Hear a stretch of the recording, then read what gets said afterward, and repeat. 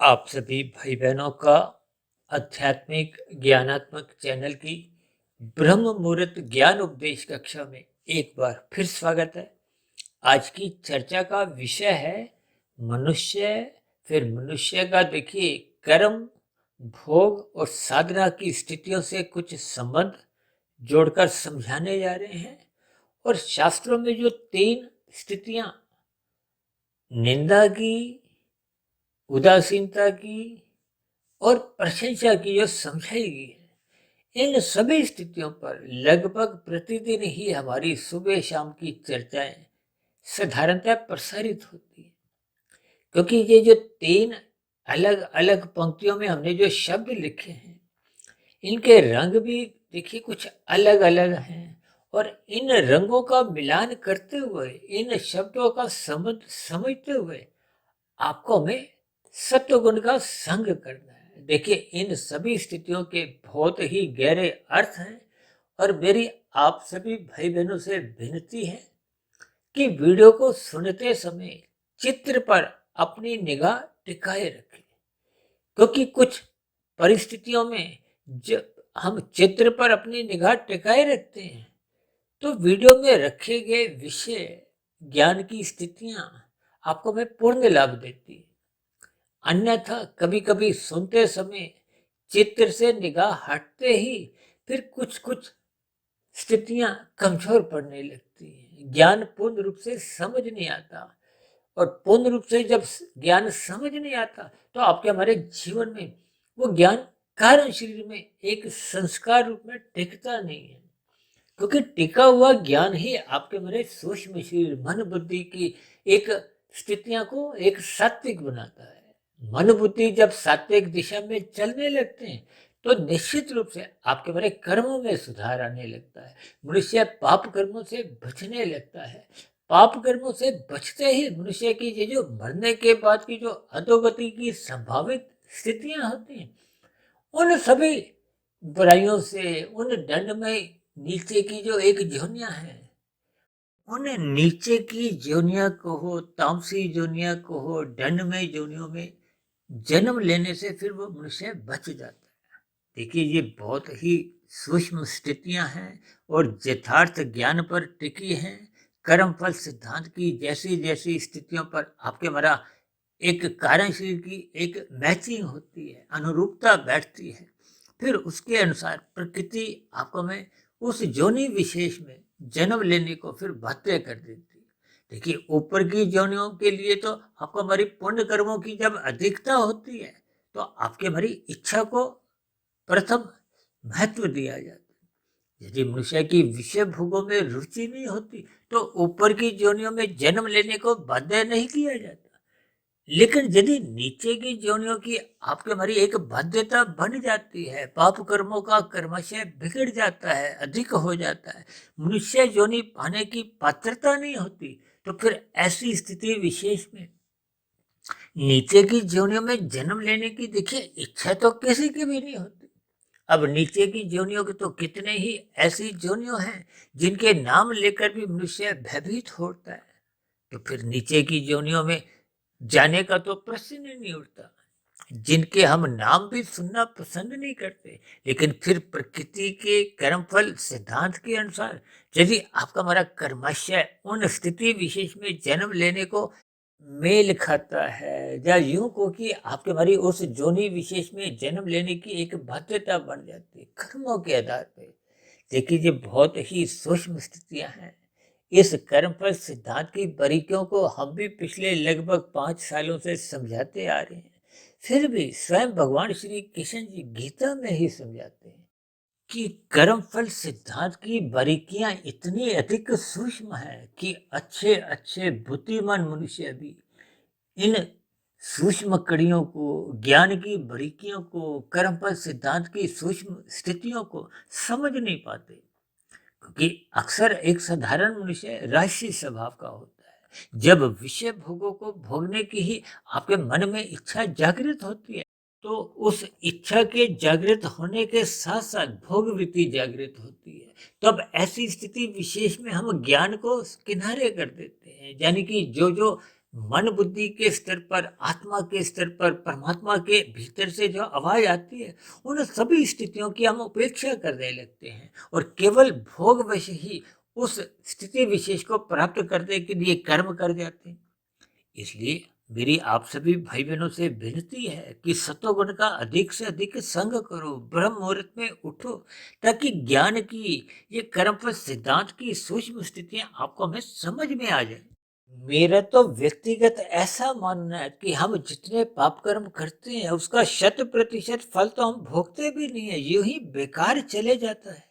अक्सर समाज में देखिए अधिकांश मनुष्य पाप कर्म दूसरों को देखा देखी भी करते रहते हैं, भले ही उनको भोगने की कोई इच्छा भी नहीं होती, लेकिन ज्ञान के अभाव में, सत्वगुण की न्यूनता के कारण उनके ये पाप कर्म सहज ही होने लगते हैं, क्योंकि मनुष्य सत्संग नहीं करता। देखिए सत्संग करना बहुत ही एक आवश्यक स्थिति है, और सत्संग करने मात्र से आपके हमारी आरंभिक स्थितियां, जो कि बहुत ही अधिक सूक्ष्म स्तर पर आरंभ होती है। जैसे आप भाई बहनों को ज्ञात होगा कि देखिए आईएएस की परीक्षा में बैठने के लिए ही पहले एक प्रिलिमिनरी टेस्ट, एक आरंभिक परीक्षा पास करना अनिवार्य होता है। अब जैसे हमने परमात्मा से जुड़ना, अब परमात्मा तो देखिए विशुद्ध सत्वगुणी सत्ता है। उस विशुद्ध सत्वगुणी सत्ता से जुड़ने के लिए आपको हमें अपनी सात्विक स्थिति मजबूत करनी होती है। सात्विक स्थिति मजबूत होती है सत्संग करने से, और सत्संग भी देखिए श्रद्धापूर्वक किए गए सत्संग का ही फिर हम मनन कर सकते हैं, चिंतन कर सकते हैं, शोध कर सकते हैं। ये स्थितियां जब निरंतर आपके हमारे स्वभाव में, संस्कार में निरंतर बनी रहती है, तो फिर जाकर आपके हमारे कार्य शरीर में जो पहले के बुरे संस्कार हैं वो थोड़े थोड़े हिलने लगते हैं, कमजोर होने लगते हैं, और फिर कमजोर करने की प्रक्रिया में उनको हमने दग्ध बीज की स्थिति तक ले जाना होता है। कि बीज जब तक रहता है, कभी कभी बीज देखिए कमजोर हो जाता है, सो जाता है, इधर उधर भी हो जाता है, लेकिन जब उसको कुछ परिस्थितियां मिलती हैं वो पुनः जाग जाता है। इसीलिए तो कहते हैं सुप्त अवस्था में सोए गए संस्कार 10 साल बाद जाग जाए, 20 साल बाद, अगले जन्म में, इसका कोई गारंटी नहीं है। देखिए ये बहुत ही सूक्ष्म स्तर पर इन सभी स्थितियों के ज्ञान विज्ञान को आपको में समझना है। ये संस्कार कर्माशय कार्यशील की स्थिति है, और एक साधारण मनुष्य अपने स्थूल शरीर के स्तर पर ही जीवन जीता है, उसको अपने सूक्ष्म शरीर कार्यशील का कोई विशेष ज्ञान ही नहीं होता। और मेरे जानने वालों में तो लगभग 90% ऐसे लोग हैं जिन्होंने कभी अपने कार्यशील का नाम ही नहीं सुना, जबकि कार्यशील के आधार पे ही अग्नि जोनि का निर्धारण होता है। ये अग्नि जोनि का विपर्य 84 लाख प्रकार के शरीरों से है। ये कार्य रूप है, इनके पीछे का कारण क्या है, आधार क्या है, वो कारण शरीर। इसी तरह कारण शरीर के कारण ही आपका हमारा सूक्ष्म शरीर मन बुद्धि कार्य करता है। मन बुद्धि के कारण ही आपका हमारा स्थूल शरीर जो एक यंत्र के भांति काम करता है। भगवान श्री कृष्ण जी ने तो देखिए गीता में अर्जुन के रथ के 5 घोड़ों की स्थिति को कुछ इसी हिसाब से समझाया कि ये 5 घोड़े आपके बड़े भोग्य विषय हैं, गंध, रस, रूप, स्पर्श और शब्द। ये जो 5 स्थूल शरीर की ज्ञानेंद्रियां हैं, नाक, जिह्वा, आंख, त्वचा, कान। देखिए नाक से हम गंध का सुख लेते हैं, जिह्वा से हम रस का सुख लेते हैं, आंख से हम रूप का, त्वचा से स्पर्श का, और कान से शब्द का। इन 5 ज्ञानेंद्रियों द्वारा ही 5 भोग्य विषयों का सुख भोगा जाता है। और इसी तरह आपके बारे देखिए स्थूल शरीर की 5 कर्मेंद्रियां जिससे हम कर्म करते हैं, क्रिया करते हैं। ये दिन भर जो हम भागदौड़ करते हैं, ये कर्मेंद्रियों द्वारा होती है। हाथ पैर वाणी लिंग गुदा, ये 5 कर्मेंद्रियां हैं, और ये भी देखिए स्थूल शरीर के स्तर पर गोलक कहलाती है। इन 10 ज्ञानेंद्रियों को, कर्मेंद्रियों को, यानी कि 5 ज्ञानेंद्रिया, 5 कर्मेंद्रिया, इन 10 इंद्रियों को जो शक्ति प्रदान करती हैं वो सूक्ष्म इंद्रियां हैं। सूक्ष्म इंद्रियों पर किसी भी प्रकार की कभी अपंगता नहीं होती, जबकि स्थूल शरीर के स्तर पर इन गोलकों द्वारा किसी रूप में देखिए कुछ अपंगता देखी भी जाती है। अब किसी की आंखें नहीं है, किसी का हाथ नहीं है, किसी का पैर नहीं है, किसी भी परिस्थितियों में देखिए जबकि सूक्ष्म शरीर देखिए 17 तत्व का है। 5 आपके हमारे सूक्ष्म भूत भोग विषय कहलाते हैं, जिनके कारण माता के गर्भ में आपके हमारे स्थूल शरीर का एक निर्माण प्रक्रिया आरंभ होती है। स्थूल शरीर तो देखिए पृथ्वी, जल, अग्नि, वायु, आकाश, इन 5 स्थूल भूतों का है। इनको भी देखिए तामसी कहा जाता है। इनके सूक्ष्म भूतों को भोग विषय कहा जाता है। आपके हमारे शरीर का जो एक आधार है वो भोग विषय है। देखिए इन सभी स्थितियों को ज्ञान पूर्वक समझना चाहिए। भोग दृष्टि से जब हम इन स्थितियों पर चिंतन करते हैं तो मनुष्य भटकाव में आ जाता है। देखिए मनुष्य जोनि को कर्म जोनि से जोड़ा गया है, साधना जोनि से जोड़ा गया है। भोग जोनि से तो देखिए नीचे की जो 80 लाख प्रकार की जोनियां हैं, या ऊपर की 3,99,999 जोनि, उनको भोग जोनि से जोड़ा गया है। जबकि मनुष्य को हमने भोग जोनि से शास्त्रों में कभी भी जोड़ा ही नहीं। लेकिन फिर भी आज देखिए कलयुग की स्थिति है। अब कलयुग की स्थितियों में तो 24/7 जो विषय भोगों के प्रति एक साधारण मनुष्य की लोलुपता देखी जाती है। ये विषय भोगों का ही एक वेग है कि मनुष्य उन भोगों को भोगने की हर समय एक फिराक में रहता है, लोलुपता बनी रहती है। तभी तो ये 24/7 की स्थितियां बोलेगी। सातों दिन 24 घंटे। आज मनुष्य देखिए रात को सोते सोते 1, 1:30, 2 बजे बजा देता है। अक्सर ब्याह शादियों में लोग देखिए 9-10 बजे तो तैयार होते हुए ब्याह शादी में पहुंचते हैं। वहां खाना पीना खाते खाते लौटते समय 1, 1:30, 2 बज जाते हैं। तो ऐसी स्थितियों में देखिए मनुष्य ब्रह्म मुहूर्त में उठ नहीं पाता, सत्वगुण का संग कर नहीं पाता, जो कि बहुत ही एक आरंभिक स्थिति है। देखिए अक्सर राशि मनुष्य द्वारा सत्संग होते हुए दिखाई देते हैं। मन में श्रद्धा होती नहीं है, मन में श्रद्धा उनकी बन नहीं पाती। इसका कारण क्या है कि विषय भोगों में उनकी लोलुपता बनी होती है। विषय भोगों का निरंतर चिंतन बने रहने से फिर वो सत्वगुण के प्रति कोई उत्साह नहीं होता।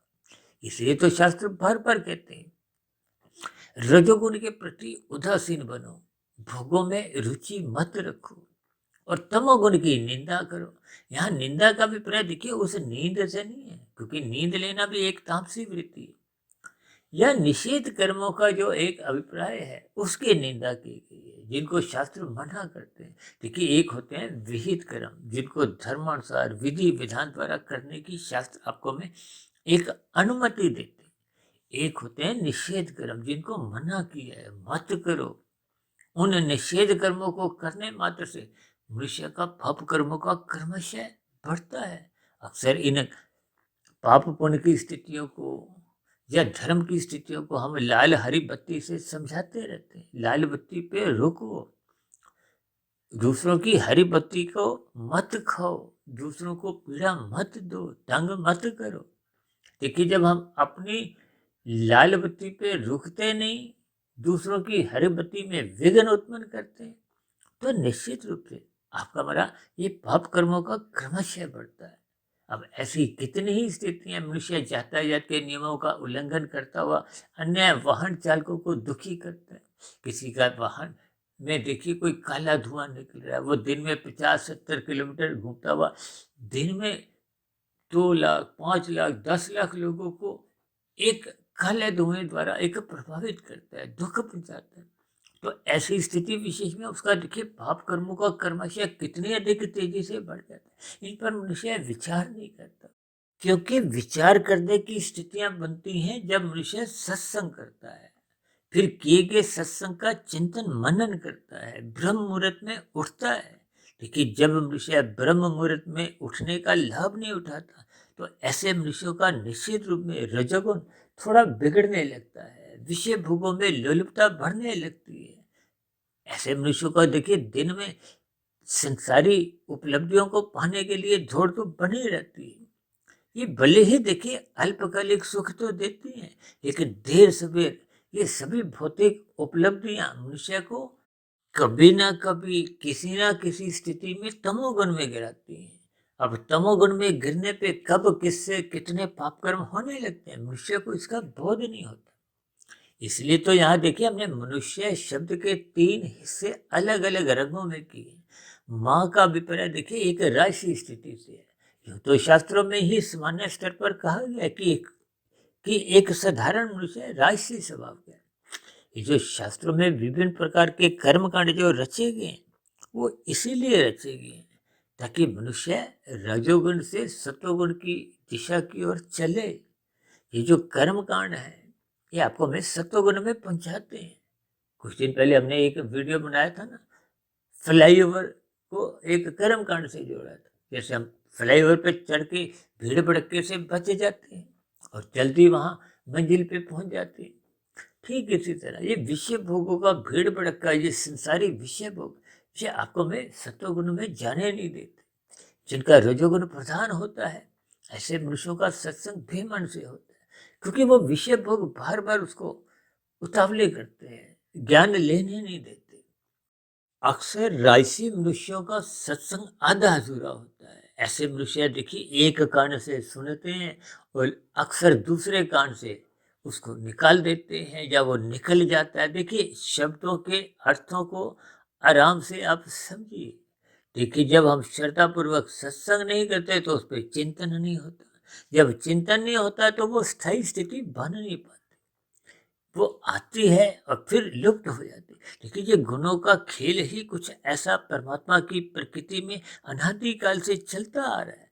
एक गुण जाता है, दूसरा गुण आता है, लेकिन फिर भी कहा जाता है कि तीनों गुण नित्य बने रहते हैं। तो इसका अभिप्राय क्या है कि एक गुण प्रधान होता है, दूसरा गुण गौण होता है, तीसरा गुण अति गौण की स्थिति में।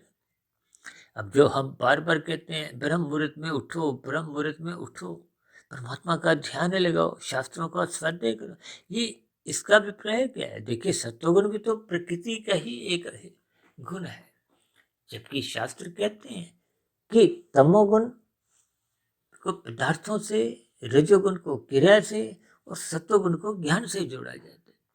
अब ज्ञान में स्थितियों में रहने के लिए आपको हमें सत्वगुण का संग करना है। अब सत्वगुण की भी देखिए तीन स्थितियां, क्योंकि गुण तो नित्य बने रहते हैं। अब शाम को जैसे उदाहरण के लिए सूर्य अस्त होता है तो तमोगुण की प्रधानता होती है। अब तमोगुण आरंभिक स्थितियों में देखिए वो जो गुजरा हुआ रजोगुण है वो फिर गौण स्थिति में होता है। तमोगुण भले ही प्रधान होता है और जो सत्वगुण है जो सुबह जा चुका है वो अति गुण की स्थिति में आता है, बहुत दूर है। और इसी तरह दूसरी घोर तमोगुण की स्थिति आती है जिसमें शेष दोनों गुण, गुजरा हुआ रजोगुण और आने वाला अब सत्वगुण, वो भी दूरी पे है, इसलिए ये घोर तमोगुण की स्थिति है। ठीक इसी तरह देखिए फिर ये सत्वगुण की स्थितियां आती हैं जिसको हम ब्रह्म मुहूर्त कहते हैं, वो एक सत्वगुण की शुद्धतम स्थिति है, क्योंकि गुजरा हुआ तमोगुण सो चुका है और संसारी गुण रजोगुण वो अभी जगह नहीं है। देखिए इनके बहुत ही गहरे ये भावार्थ हैं, लेकिन फिर भी ये तमोगुण रजोगुण देखिए पास पास है। तमोगुण रजोगुण पास पास होने का अभिप्राय दोनों में एक संबंध बना रहता है। अक्सर मैं इनको देखिए दोस्त भी कह देता हूँ, पड़ोसी भी कह देता हूँ, क्योंकि तमोगुण और रजोगुण ये 1 और 10 की स्थिति है, सत्वगुण 100 की स्थिति है और विशुद्ध सत्वगुण 1000 की स्थिति है। अब 1 और 10 एक ही गली में है, एक ही गली का होने का अभिप्राय ये पड़ोसी कहलाते हैं। दोनों की आरंभिक संबंध भले ही दूर से हाथ हिलाते हुए होते हैं, कभी कभी हालचाल भी पूछ लिए जाते हैं और फिर कब ये गले मिल जाते हैं मनुष्य को बोध नहीं होता। तो इनके भावार्थ क्या है कि रजोगुणी मनुष्य है जो जो संसारी विषय भोगों को गहरे तल पर भोगता है, सत्वगुण की थामी हुई जो एक स्थिति है वो कमजोर हो जाती है, सत्संग करता नहीं है। तो फिर ऐसा मनुष्य निश्चित रूप से उस रजोगुण में बहते बहते तमोगुण में गिर जाते हैं। इसीलिए देखिए हमने मनुष्य शब्द में 3 अलग अलग स्थितियां दर्शाई हैं। माँ को हमने रजोगुण से दर्शाया है। अब रजोगुण को भोगने के लिए शास्त्र बार बार कहते हैं पहले कर्म करो, छीनो नहीं। और ये जो नो शब्द है ये भोग है, इनको निषेध कर्मों से भी जोड़ा जाता है। भोग को हमने यहाँ पे देखिए राजसी रंग से न दिखाते हुए एक तामसी रंग से इसलिए दर्शाया है कि छीन कर प्रकृति के पदार्थों को मत भोगो। ये जो छीना गपटी, छल कपट, अनीतिगत कार्य हैं, ये सभी देखिए निंदनीय स्थिति है। और कलयुग की तो 5 स्थितियां शास्त्रों में ही समझाएगी। विशेष रूप से देखिए भागवत पुराण में धूत कीड़ा, मदपान, स्त्री संग, हिंसा और स्वर्ण, लेकिन जब हम अनीतिगत कार्यों से धन कमाते हैं भोगने के लिए, यानी कि निषेध कर्म करने से मना किया गया है। इसलिए तो इनकी कहते हैं कि इनकी निंदा करो, इनको ना बोलो। इसलिए हमने नो शब्द को काले रंग से दर्शाया है। और ये जो भोग देखिए, एक मादक पदार्थों का भी आप ले सकते हो। अब मादक पदार्थों का सेवन में देखिए मद्यपान आ जाता है। मद्यपान के साथ साथ देखिए आजकल तो सिगरेट, तंबाकू, गुटखे, कुछ ऐसी स्थितियां चली हैं। ये सभी स्थितियों को आपको हमें मना करना है, ना करनी है। इसलिए तो हमने देखिए इनको एक नीचे शब्द क्या लिखा है, ये शास्त्रों में ही समझाया गया, निंदा शब्द। यानी कि रजोगुण के प्रति उदासीन रहने को कहा गया है, जबकि सत्वगुण के प्रति उसको हमने साधना से जोड़ा है। अब साधना कब आरंभ होती है? जब एक शिष्य परमात्मा की शरणागति रहता हुआ गुरु के प्रवचनों को सुनता है, शास्त्रों का स्वाध्याय करता है। इसलिए हमने शय शब्द को देखिए एक शिष्य का ही लेते हुए, मनुष्य का ही अंतिम वर्ण लेते हुए इसको सफेद रंग से दर्शाया है, इसको साधना से जोड़ा है। और साधना के नीचे हमने शब्द क्या लिखा है? प्रशंसा। यानी कि सत्वगुण की प्रशंसा करो। देखिए हम जिसकी प्रशंसा करते हैं उससे हम जुड़ना चाहते हैं। आज मनुष्य देखिए रजोगुण की प्रशंसा करता थकता नहीं, सत्वगुण की भले ही निंदा नहीं करता, लेकिन वो सत्वगुण की प्रशंसा भी नहीं करता, प्रशंसा रजोगुण की करता है। जिनके पास अधिक धन है, जब कोई सरकारी पद पर आसीन है, जब किसी भी स्तर पर देखिए कोई शक्ति उसके पास है, तो ये सभी स्थितियों में मनुष्य उसका कायल होता हुआ उससे संबंध बनाता है, उसकी एक प्रशंसा करता है। और कहीं कहीं तो देखिए ऐसे शब्द भी इस्तेमाल होते हैं ना कि कोई किसी की चापलूसी करता है। विशेष रूप से देखिए राजनीतिक दलों में कुछ ऐसा ही देखा जाता है, कुछ बड़े बड़े अधिकारियों के स्तर पर भी देखिए कुछ ऐसी ही स्थितियां समाज में देखी जाती हैं। तो ये सभी स्थितियां राजसी हैं, तामसी हैं। इन सभी स्थितियों को आपको में ज्ञान पूर्वक इनके संबंध को समझना होगा। इसलिए हमने देखिए मनुष्य की 3 स्थितियां दर्शाई, यानी कि मनुष्य 3 प्रकार के हैं, राजसी, तामसी और सात्विक। अक्सर आप चर्चाओं में सुनते हो ना, ज्ञान की जो एक स्थितियां हैं वो गुरु और शिष्य के बीच में रहती है। शिष्य बनकर हम देखिए गुरु से विभिन्न प्रकार का आध्यात्मिक ज्ञान लेते हुए अपनी अज्ञानता समाप्त करते हैं। शास्त्रों को स्वाध्याय करने से भी आपकी हमारी जो अज्ञानता है वो कमजोर पड़ती है। जैसे विद्यार्थी देखिए अध्यापक द्वारा पढ़ाई गई स्थितियों पर ध्यान से पढ़ता है, घर पे आके भी पढ़ता है। ये सभी स्थितियां सत्वगुण बढ़ाती हैं। देखिए भौतिक ज्ञान की भी कोई निंदा नहीं है, हालांकि भौतिक स्तर पर उसको शिक्षा कहते हैं, उसकी भी देखिए कोई निंदा नहीं है, लेकिन आध्यात्मिक ज्ञान की एक विशेष प्रशंसा बताएगी। क्योंकि ये आपका हमारा प्रकृति के 3 गुणों का ज्ञान विज्ञान, 3 गुणों के ज्ञान विज्ञान से आपके हमारे 3 शरीरों की स्थितियां, क्योंकि जन्म मरण तो स्थूल शरीर के साथ होता है, सूक्ष्म शरीर कारण शरीर शुद्ध करने होते हैं।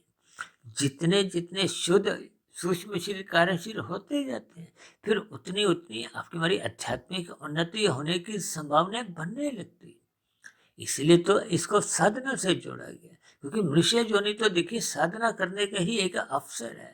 साधना का ही दूसरा नाम देखिए आप योग कह सकते हो, कर्म योग, ज्ञान योग, भक्ति योग। लेकिन जब हम कर्म करते हैं परमात्मा से जुड़ने के लिए तो वो योग बन जाता है। योग किसके? आत्मा और परमात्मा का। यानी कि जब हम कर्म परमात्मा के आज्ञा अनुसार करते हैं तो वो योग की स्थिति, यानी कि अब हम फल नहीं चाहते। फल चाहने का अभिप्राय कर्म होता है फल पाने के लिए, तो फिर हम कर्म फल सिद्धांत के अंतर्गत जैसी जैसी स्थितियां होती हैं उस बने हुए कर्माशय के आधार पे आपको हमें प्रकृति के सुख दुख मिलते हैं। अब सुख दुख की स्थितियों को आप देखिए पाप पुण्य कर्मों से थोड़ा ध्यान लगाकर समझिए। देखिए कर्म किया जाता है फल पाने के लिए, धर्मानुसार विधि विधान द्वारा विहित कर्म करने होते हैं। रजोगुण में रहते हुए साधारण पुण्य कर्म होते हैं, सत्वगुण में रहते हुए परोपकार के कार्य सकाम भाव से होते हैं। यानी कि हम पहले दूसरों को खिलाते हैं, फिर उसके बदले में हम परमात्मा से चाहते हैं कि मुझे भी मिले। तो ये एक विशेष पुण्य कर्म होते हैं जो बड़े बड़े सुख देते हैं। लेकिन जो कर्म हम करते नहीं है, दूसरों का छीना झपटी करते हैं, यानी कि इस भोग की निंदा है। इसीलिए तो हमने नो शब्द के साथ, यानी कि इसको मना करो, इससे बचो, इससे हटो, इससे दूर रहो। इसलिए इसको निषेध कर्मों से जुड़ते हुए इसकी निंदा की गई है। यानी कि हमें भोगों से बचना है। उन भोगों से, देखिए वैसे ही भोग अंतोगत्वा आपका मेरा पतन करते हैं। भोग का अभिप्राय यह है, जब हम किसी पदार्थ को आवश्यकता से अधिक लेते हैं तो उसको देखिए भोग माना जाता है। ये तकनीकी एक शब्द है, हालांकि साधारण स्तर पर हम भोग विषय भी कहते हैं। गंध, रस, रूप, स्पर्श और शब्द, इन सभी स्थितियों पर देखिए आज हमने मनुष्य शब्द को 3 अलग अलग स्थितियों में राजसी, तामसी और सात्विक स्थिति से दर्शाया है। राजसी को हमने कर्म से जोड़ा है और इसके प्रति शास्त्र कहते हैं थोड़ा उदासीन रहो, क्योंकि जब जब आप भोगों में रुचि रखोगे तो निश्चित रूप से आपका हमारा सत्वगुण कमजोर होता है।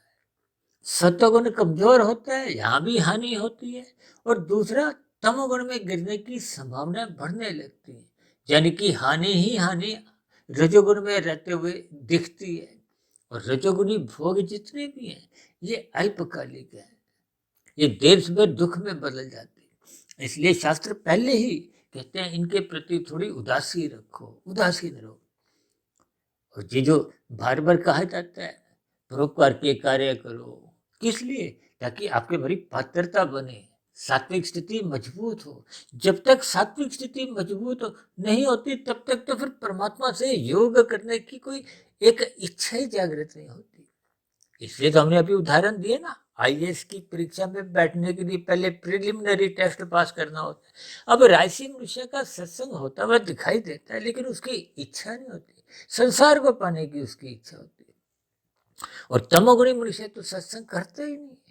देखिए राशि मनुष्य तो फिर भी एक कान से सुनता है, दूसरे कान से निकालता है, और तामसिक मनुष्य तो सत्संग सुनता ही नहीं है, दोनों कानों में रुई डालता है। यूं भी समझ सकते हो। देखिए शब्दों के भावार्थ समझो। अब दुर्योधन ने भगवान श्री कृष्ण जी की बातें अनसुनी की। कभी कभी हम कहते हैं ना बच्चे हमारा कहना नहीं मानते, यानी वो सुनते नहीं है, एक कान से भी सुनते नहीं है। देखिए एक कान से सुनो दूसरे से निकालो का एक मुहावरा है कि कुछ देर तक वो आपका हमारा कुछ रहती है स्थिति, हम उस पर लेकिन चिंता नहीं करते, हृदय में नहीं उतारते, कार्यशील में नहीं उतारते, मन बुद्धि के स्तर पर उस पर विचार नहीं करते कि ये हमारे ही हित की बात है। इसलिए कहा जाता है सत ना करो, सतोगुण में रहो, सत्संग करो, मौनात्मक स्थितियों से बचने के लिए रात को जल्दी सो जाओ। अधिक लाभ कमाने के लिए सत्वगुण का जो एक शुद्धतम स्थिति ब्रह्म मुहूर्त के रूप में आपको में प्रतिदिन एक उपहार रूप में प्रकृति प्रदान करती है। इस स्थिति विशेष में आप और हम परमात्मा से बहुत जल्दी जुड़ने की एक अनुकूल परिस्थितियां होती है। इसलिए तो हम बार बार कहते हैं ब्रह्म मुहूर्त में उठो। और हमारी तो देखिए ये सुबह शाम की जो भी वीडियो तैयार होते हैं ये हम ब्रह्म मुहूर्त में ही तैयार करते हैं, क्योंकि परमात्मा के आशीर्वाद से मैं 1, 1.5, 2 बजे तक उठ जाता हूँ। तो फिर ये सभी वीडियो या जो भी देखिए सात्विक स्थिति है उसके लिए अधिक समय मिल जाता है। ये सात्विक स्थिति हम जितनी मजबूत करते हैं तो दिन में जो जो रजोगुण की स्थिति है, संसारी स्थितियां हैं, ये संसारी विषय भोगों के प्रलोभन है, ये फिर आपको हमें उतना तंग नहीं करते, उतना प्रभावित नहीं करते, उतना बांधते नहीं है। देखिए इन सभी स्थितियों के आपको हमें भावार्थ समझने होंगे।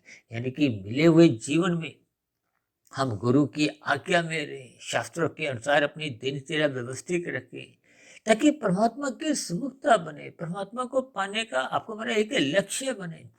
यही योग है, यही साधना है। इस साधना पर चलते चलते हम जितनी आध्यात्मिक उन्नति कर लेते हैं वो सुरक्षित बनी रहती है।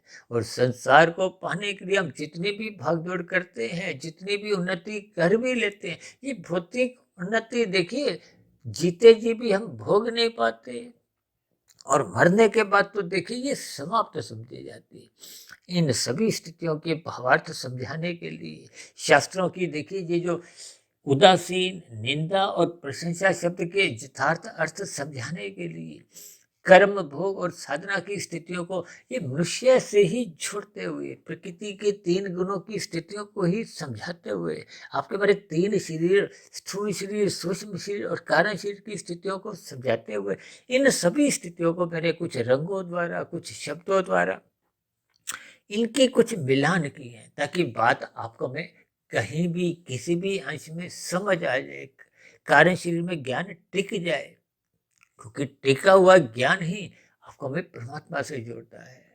अन्यथा ज्ञान की कड़ियाँ जब जब हम कुछ लेते हैं, आधी अधूरी लेते हैं, तो फिर जब रजोगुण आता है तो फिर वो आधा अधूरा ज्ञान सहज ही मिटने लगता है। जब मनुष्य कुसंग करता है तो ये लिया गया ज्ञान फिर उड़ जाता है, समाप्त हो जाता है। इन सभी स्थितियों पर आपको हमें चिंतन करते हुए साधना को आपको हमें विशेष महत्व देना होगा, भोगों से बचना होगा। तो ऐसी सभी शुभ स्थितियां हम सभी भाई बहनों के जीवन में भी बनना आरंभ हो। इन्हीं शुभकामनाओं के साथ चर्चा विशेष को यही विश्राम देते हैं। शाम को फिर मिलते हैं संध्या बेला ज्ञान कक्षा में। तब तक आप अपने आध्यात्मिक मित्र सुधीर भाटिया फकीर को इजाजत दें।